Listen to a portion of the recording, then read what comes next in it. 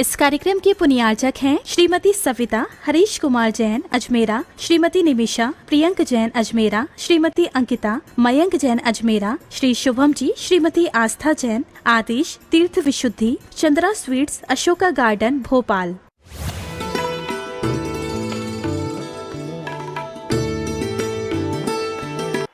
आत्मा तक पहुंचने के लिए आत्मा की भावना, आत्मा की श्रद्धा, आत्मा को जानना, आत्मा को प्राप्त करना नहीं हो पा रहा है, भिन्न विषय, पर पुरुषार्थ तो करना होगा ना। एक भिखारी भी पैसे कमाने के लिए प्रतिदिन बिल्कुल साफ सफाई करके बैठता है। देखा कभी आप लोगों ने? देखना जाके, आज तो मिलेंगे बहुत सारे, विशेष है ना आज तो दिन। रोड पे किनारे फुटपाथ पे बैठे मिलेंगे। 2010 की घटनाएं फ्रीगंज से जब शुद्धि के लिए जाते थे ना, सुबह बिल्कुल वे अपने कपड़ा फटकार कर, बर्तन साफ करके, ऐसे व्यवस्थित अपनी दुकान, भीख मांगने की व्यवस्थित अपनी दुकान लगा के बैठते थे। कौन? भिखारी।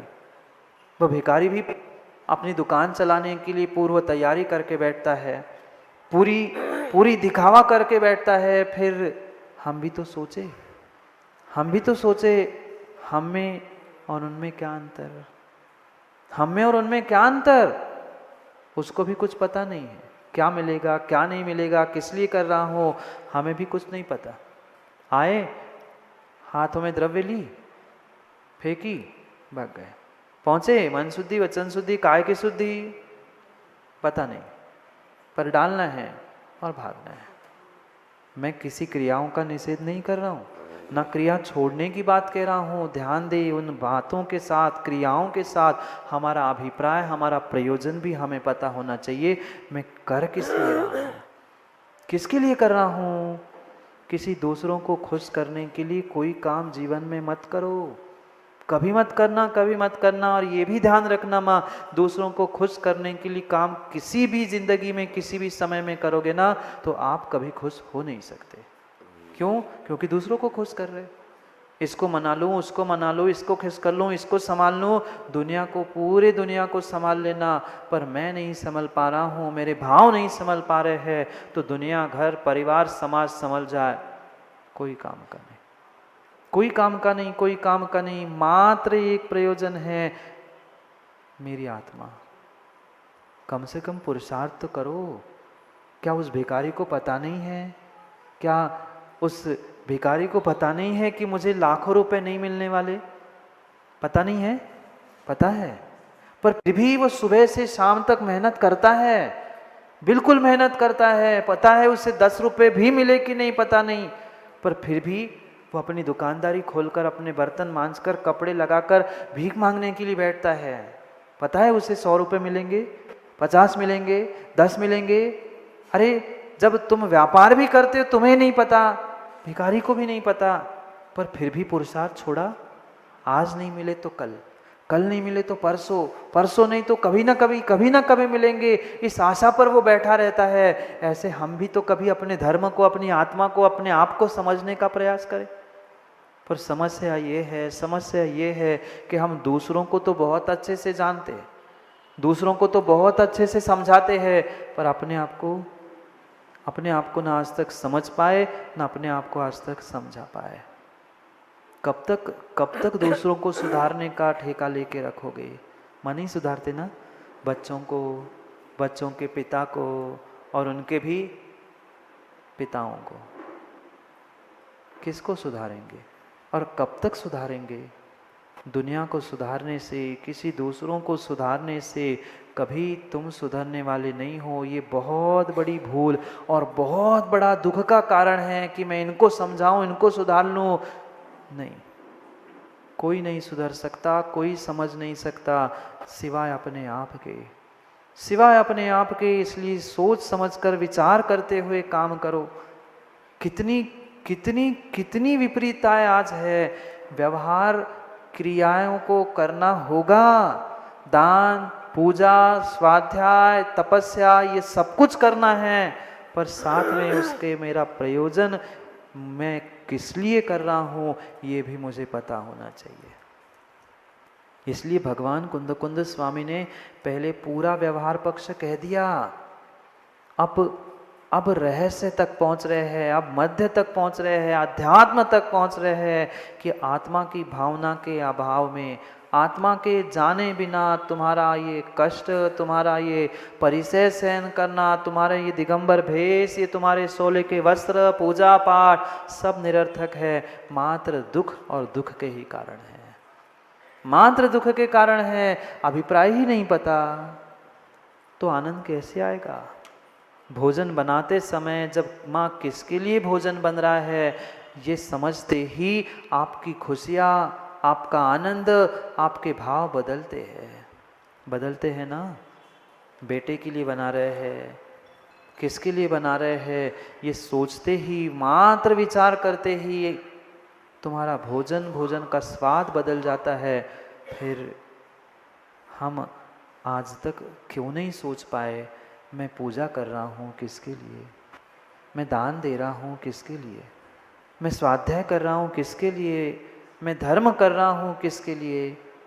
ये रहस्य नहीं समझा। और इसीलिए भगवान कुंद स्वामी और 85 नंबर की गाथा में कुछ कह रहे हैं, पढ़ते हैं पहले गाथा नंबर 85, जहाँ भगवान उस आत्मा तक पहुँचने का निर्णय करा रहे हैं, आत्मा को समझने का निर्णय करा रहे हैं। पहले गाथा पढ़ते हैं और फिर विचार करते हैं कि क्या कह रहे हैं और किस प्रकार से कह रहे हैं। पढ़ते हैं गाथा नंबर 85।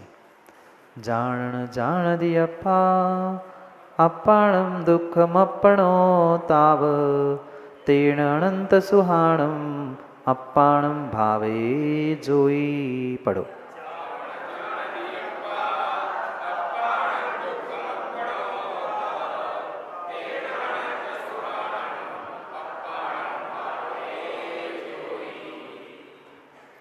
जाव जब तक न जान दी अप्पा, जब तक आत्मा को नहीं जान दी, जब तक तू आत्मा को नहीं जानता है तब ताव अपनो आत्मा को दुख ही है, आत्मा को दुख ही है। क्यों?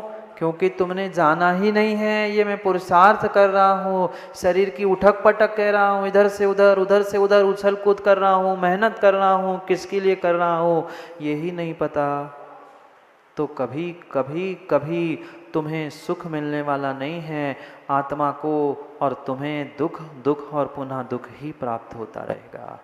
इसलिए जोई, हे योगी, श्रावको, जब योगी को ये कहा जा रहा है तो खुश मत हो जाना। वो तो मुनिराजों को कहा, योगियों को कहा, साधुओं को कहा, श्रावक तो पाप कर सकता है ना? श्रावक तो इतनी हिंसा कर सकता है ना? नहीं कर सकता, और करेगा तो वही भोगेगा, करेगा तो वही नरक में जाकर भोगेगा। इसलिए कह रहे हैं कि हे योगी, सबसे पहले अपना हित का तो साधन खोज। समाज का और दुनिया का सबका हित का ठेका तुमने लेके नहीं रखा। भगवान कहते हैं आदिदम कादव्वा यदि सक्कदी परहिदम कादव्वा आदिदम परहिदम परम सक्कम आदिदम कादव्वा। कुछ नहीं समझ में आया ना? एक शब्द भी गाथा ही नहीं समझ में आया, अर्थ क्या समझ में आएगा? आचार्य भगवान कहते हैं आत्महित करो, आधहिदम कादव्वा, आत्महित करो। यदि सक्कदी परहिदम कादव्वा, अगर शक्य है तो पर का हित भी कर लेना, पर तब कर लेना जब तूने पहले आत्महित को जाना है। दुनिया की, समाज की, धर्म की तो तुमने खूब जगह प्रभावना की, पर जगह जगह पहुंचते हुए तुमने अपनी आत्मा की वंचना की है। तो हे योगी, तेरी धर्म की प्रभावना काम की नहीं है, क्योंकि आत्मा प्रभाव ने रत्नत्रय तेज सा। पहले तू अपने आत्मा में रत्नत्रय के तेज को प्रकट कर, तभी तो तुम्हारी धर्म की प्रभावना है। झूठी झूठी व्याख्या और झूठे प्रवचन मालाओं से तेरा काम होने वाला नहीं है, चाहे वह ज्ञानी साधु हो, चाहे ज्ञानी विवेक पंडित हो। उपदेश जब मैं अपने आप को दूं, तब मेरा उपदेश देना दूसरों के लिए सार्थक हो सकता है, अन्यथा मात्र उस रटंत तोते जैसे उपदेश देने वाले इस संसार में बहुत है। बहुत है। इसलिए हे योगी, तू संभल जा, तू समझ जा। आधिदम कादवा, सबसे पहले तू आत्महित कर। शक्य है, संभव है, शक्ति है तो दूसरे के हित के लिए उसको उपदेश दे, उनको मार्ग बता। पर उन दोनों में अगर तू पूछता है बेटा कि दोनों में श्रेष्ठ कौन है, तो आधिदम कादवा, आत्महित ही परहित से श्रेष्ठ है। क्यों? ये सोचो, समझो, विचार करो। अरे दूसरों को बचाने का पुरुषार्थ तुम तब तक ही कर सकते हो जब तुम स्वयं बचने का पुरुषार्थ करो। तुम स्वयं ही आत्मा को नहीं जान रहे हो, तुम्हारा ही पास सम्यक दर्शन नहीं है, तो तुम क्या दूसरों को सम्यक ज्ञान दोगे? ऐसे भी जीव गोधा जी मिले जो गुरु जी के साथ थे, ऐसे भी जीव मिले, बहुत बड़े बड़े विद्वान आए और उन्होंने कहा हाँ मान तो रहे हैं पर कह नहीं सकते। फिर गुरुजी ने कहा फिर आपका ज्ञान, जब आप श्रद्धा नहीं कर पा रहे हो, कह नहीं पा रहे हो, तो फिर आपका ज्ञान सम्यक ज्ञान कैसे हुआ? ने कहा हाँ हम ये भी मानते हैं कि मेरा ज्ञान मिथ्या ज्ञान है। फिर किसी का मिथ्या ज्ञान तुम प्राप्त करोगे, तुम्हारा ज्ञान सम्यक ज्ञान होगा कि मिथ्या ज्ञान होगा? सोचना और विचार करना, निर्णय करना, क्योंकि सबसे पहले आत्मा का हित, अपना स्वयं का हित करने का प्रयास करो। एक बार एक राजा ने पूछा अपने सभा में कि भाई बताओ आप मेरे राज्य के लिए, मेरे लिए कितने समर्पित हो? अब ऐसे कोई पूछे तो हर कोई कहता है मैं समर्पित हूं, मैं जो चाहे कर लूंगा, आप कहो तो। ऐसे कहने वाले तो बहुत सारे मिलते हैं, पर प्रमोद जी काम करते समय कोई नहीं आता। सब जगह की स्थिति है, वहां भी ऐसी स्थिति थी। राजा ने पूछा बताओ मैंने इतने सारे पदाधिकारी बनाए हैं, इतने सारे मेरे मंत्री हमो किए हैं, सब कुछ है, आप बताइए आप मेरे लिए, मेरे राज्य के लिए क्या कर सकते? ने कहा मैं अपने प्राण दे दूंगा, मैं घर छोड़ दूंगा, मैं ये कर दूंगा, मैं वो कर दूंगा। बोलने में पैसा लगता ही नहीं, बोलने में तो पैसा ही नहीं लगता, और झूठे झूठे आश्वासन देने में भी पैसा लगता ही नहीं। सबने कहा हम ऐसा कर लेंगे, वैसा कर लेंगे, ये होगा वो होगा, और राजा को लगा सही बात है, मेरे सभी अधिकारी जिनको मैंने नियुक्त किया है वे वास्तव में मेरे हैं, मेरे लिए काम करेंगे। राजा को मजाक करने की आदत थी। राजा ने पूछा एक और प्रश्न मैं पूछना चाहता हूं, एक सही बताना कि आप देश की सुरक्षा करते करते माना कि आपकी मूंछ में आग लग गई, आपकी मूंछ में, तब मूंछें होती थी, आज मूंछें नहीं है, पूंछ हो गई है, बात अलग है।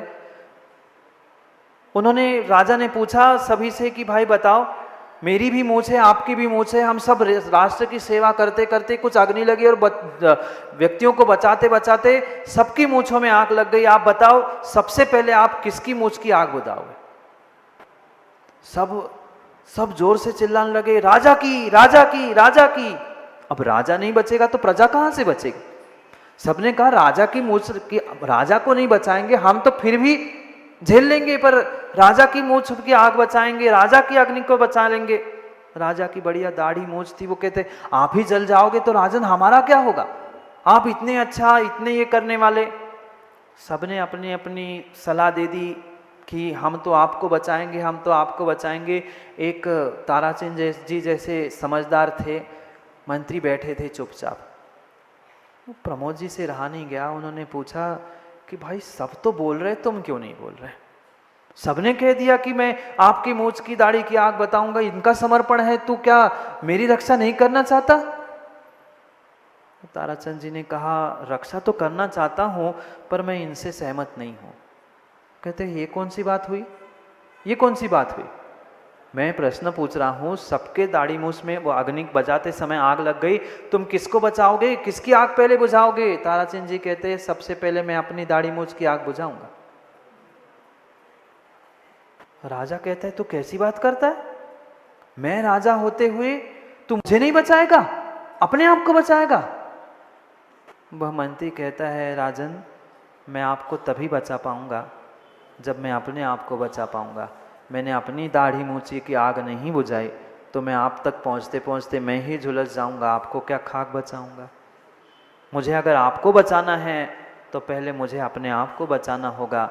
इसलिए अगर दूसरे की तुम्हें सेवा करनी है, दूसरों को अगर दूसरों का कल्याण करना है, तो योगी पहले अपने योगी की सुरक्षा कर, अपने मन की, अपनी आत्मा की सुरक्षा कर, तभी तो तू दूसरे की रक्षा कर पाएगा। तू ही झुलस के मर जाएगा विषय कसायों में, तू ही परोपकार में झुलस के मर जाएगा, सोच सोच के मर जाएगा, तो क्या दूसरे का स्वयं का उपकार कर पाएगा।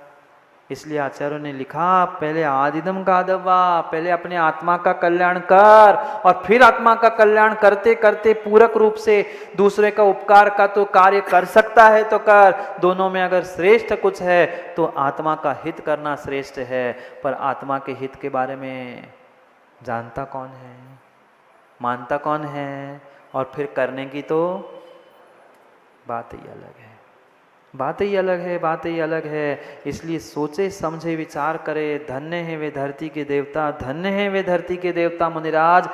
क्या तत्वों का निर्णय होगा, ये था तत्वों का निर्णय।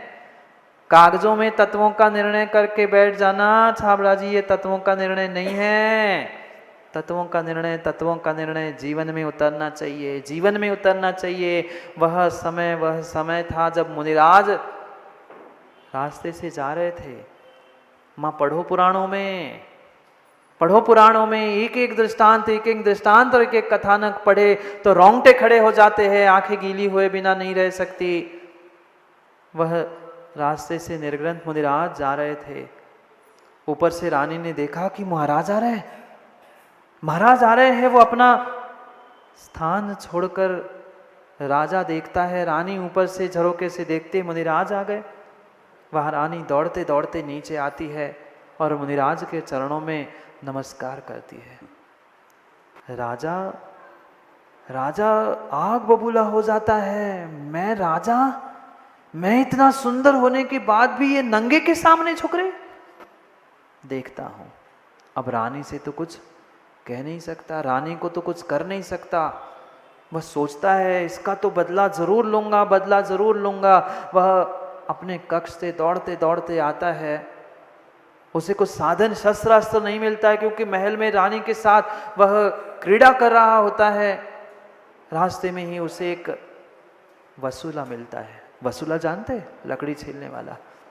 रास्ते में कुछ कार्य चल रहा होगा, चलते चलते उसे वसूला मिलता है। वो वसूला उठाता है और जो निर्ग्रंथ जाता है उसको गाली देते हुए कहता, मेरे क्रीड़ा में तूने विघ्न किया, अब मैं देखता हूं। जो मुनिराज जा रहे थे उनको रोकता है और शरीर की चमड़ी को उस वसूले के साथ छीलने लगता है। माँ इतना सा चाकू सब्जी बनाते लगता है तो 3 दिन उआ होता है। 10 लोग पूछते नहीं है तब तक शांति नहीं मिलती।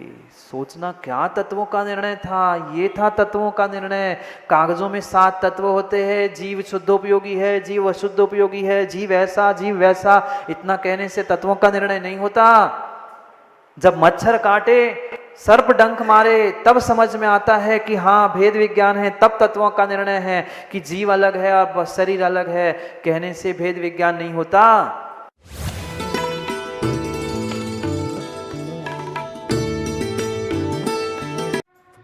इस कार्यक्रम के पुण्यार्चक थे श्रीमती सविता हरीश कुमार जैन अजमेरा, श्रीमती निमिषा प्रियंक जैन अजमेरा, श्रीमती अंकिता मयंक जैन अजमेरा, श्री शुभम जी, श्रीमती आस्था जैन, आतिश तीर्थ विशुद्धि, चंद्रा स्वीट्स, अशोका गार्डन, भोपाल।